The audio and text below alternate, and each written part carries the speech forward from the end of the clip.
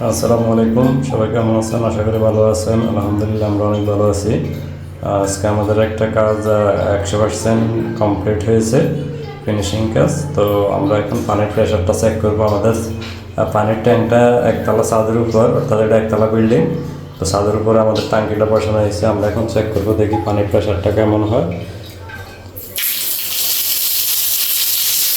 এই যে আমাদের পানির প্রেশারটা দেখতেছেন, আলহামদুলিল্লাহ পানির প্রেশারটা অনেক বেশি।